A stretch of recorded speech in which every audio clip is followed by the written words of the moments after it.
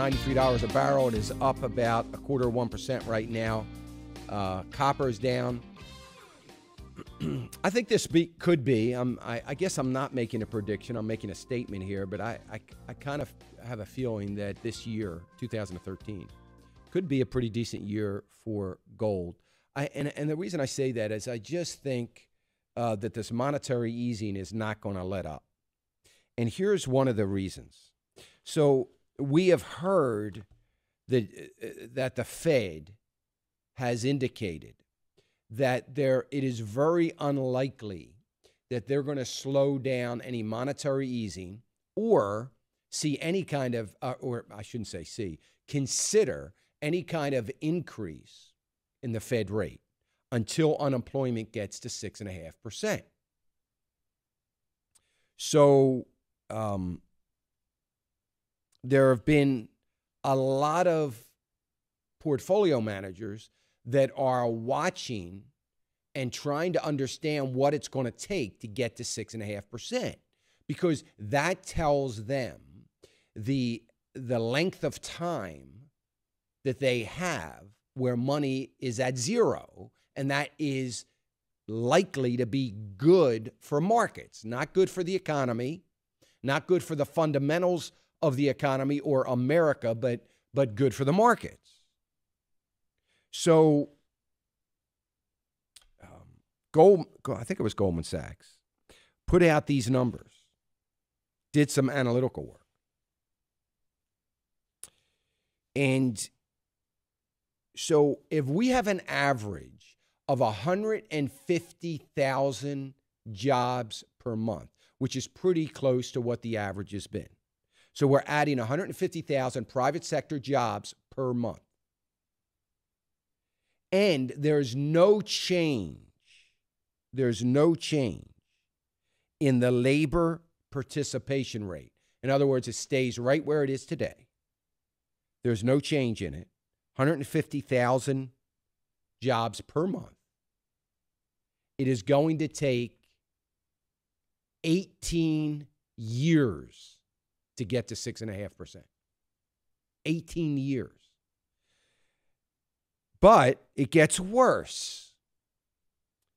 If it stays at 150,000, we get 150,000 private sector jobs per month, and the labor participation rate increases, gets up to just above 64, not where it was in 2007, but gets closer. So the labor participation rate is going up.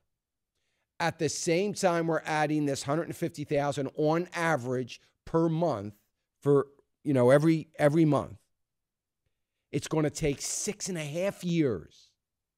And that is probably the more likely scenario. So the reason I said it gets worse is because that is probably the likely scenario. 6.5 years. So it kind of gives me a little bit of a glimpse as to why the markets continue to plug along, because it would indicate, assuming that the Fed is going to stick to their idea that they're not budging until they see this 6.5% unemployment rate. Well, guess what? If you're depending on cheap money, and if you believe that the markets are depending on cheap money, like I do, to stay relatively stable, if you can call it stability, it's going to take 6.5. You got 6.5 years. You got 6.5 years. Now, look, could we have some real growth and see some months where we have 350,000? So let's say that all of this is wrong by 50%. Let's just say that we add 300,000 jobs per month. It's still going to take 3.25 years to get to 6.5%.